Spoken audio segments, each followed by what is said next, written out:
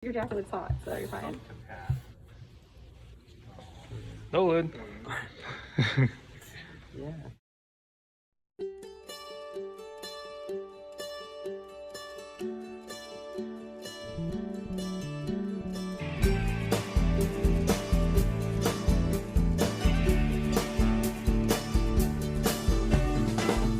Lahat tayo'y mayroong pagkakaiba.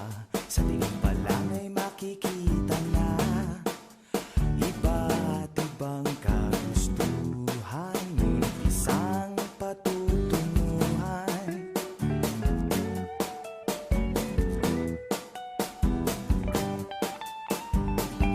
Gabay at pagmamahal ang hanap mo, magbibigay ng halaga sa'yo.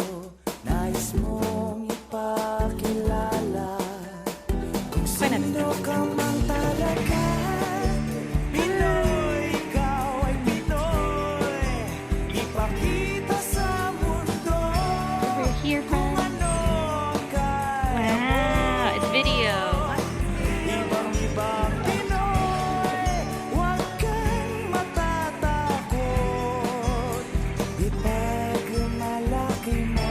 Pinoy ako, Pinoy tayo. Pakita mo ang tunay at kung sino ka. Mayroong mga masama at maganda. Wala namang perfecto, basta magpakatotoo. Bili sa aking pagtulog, ika'y panaginip ko. And go. Hi guys, I'm Nolan, And I'm Angela. and we're the Copos. So, I just wanted to let you know that this is one of the exhibits that we have in the core library. What are your thoughts on it? This is amazing. Honestly, like I've seen a lot of pictures online of the exhibit, but I honestly am just blown away at how put together everything looks, and also the placement of where it is in the core building. It's like right there. So when you walk into the core building, you can just see it for what it is, and also the poster, and you can do a little bit of browsing. So I'm honestly really blown away, just really amazed by the work that y'all do. Yeah, and a couple of things that I wanted to let you know as well.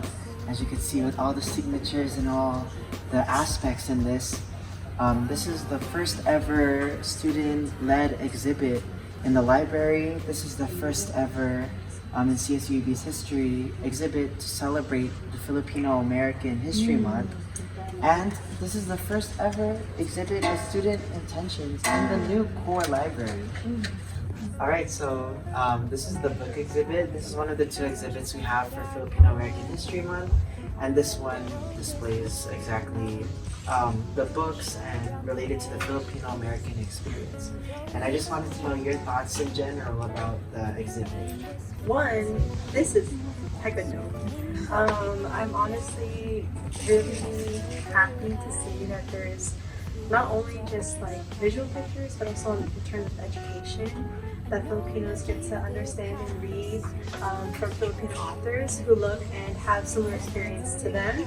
I also want to shout out that there's one book right here, my favorite, is Brown Skins, White Minds, all about Filipino psychology. Yeah. Yeah. So I think it's super important, especially that this space is open to everybody. And so just students who come in, and yeah, even for kids too, they get to learn a little bit more about Filipino culture. Maybe about their own Filipino culture, or their own culture if they are Filipino identifying. So not only is it important, that there is history here, but there's also a continuation of the history through knowledge. So yeah, I'm really excited and happy that this is here. Alright, so this is the other side of the Filipino-American History Month book exhibit. And here we have a lot of other books that we wanted to show you guys. So, one of them, there's actually quite a few for Larry Itliong.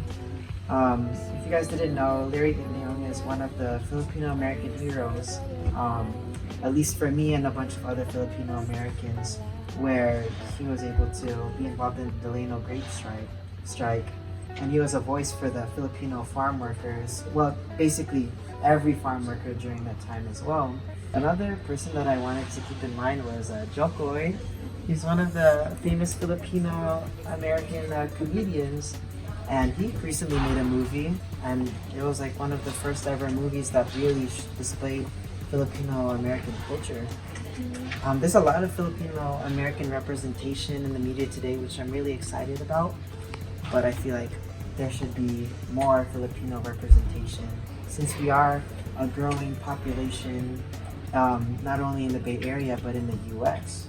Going back to what you were saying, Nolan, with Jokoy's new movie, and I guess with his book too, he highlights Filipino-American culture in the Bay Area. And then also, Larry Leong works with Cesar Chavez during the Delano grape strike. Yeah, it's important that we also highlight upcoming Filipino-American comedians, artists, influencers, authors, writers, and we also highlight Filipino-Americans who were in the past that the history was not really so much talked about. But now with this here, we have a space to talk about that and learn about them too. And keeping all of these in mind, I wanted to ask you, since you're so big on student advocacy, why is it important for students to have their voice and to lead student initiatives such as the Filipino American History Month exhibit? Obviously, just like what you were saying, Nolan, that this was student-led and had all 100% student intentions, that there was no affiliations with the library or the school. Everything here has honest and real drive to let the campus know, and just let other students know that Filipinos are here on campus and we have a history that is rooted here on campus. It's also really important that not just for Filipinos but for other students too, that your representation matters, especially on campus and just like in colleges and in the core building. Your voice and like our culture and our roots here at East Bay still exist, and having exhibits like this also mean that it's a continuation of a legacy. So we just celebrated Filipino American History Month, and so we want to highlight the history here at East Bay and what students are like, Filipino students were like here at East Bay. I feel like in organizations such as PASA, being 51 years old, it started off with a passion. It started off with students who wanted to make an impact on campus. And I feel like this exhibit is like not only a great way to represent Filipino culture, but it's also a voice for the students, making everyday students, not just us, but other students as well, be passionate about their cultures, their identities, and basically their values. And hopefully we get to inspire the next generation of students to make exhibits like this, to showcase everything that they have to show and prove to this campus. Yeah.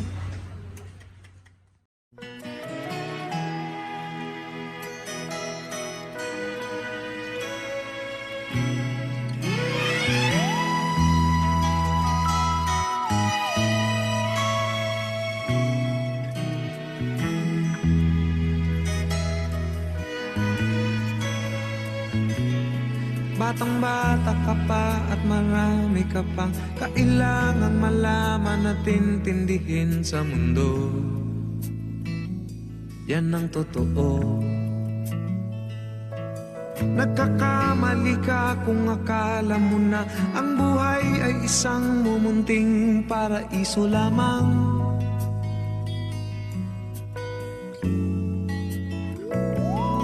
Batang-bata ka lang at akala mo na alam mo na ang lahat na kailangan mong malaman. Buhay ay di ganyan. So, usually the history of Isang Bagsak or the Unity Camp started off with Filipino farmers.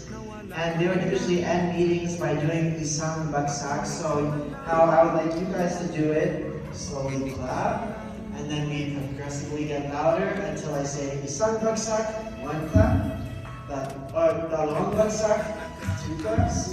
And then Tatlong Bagsak, 3 claps. Alright.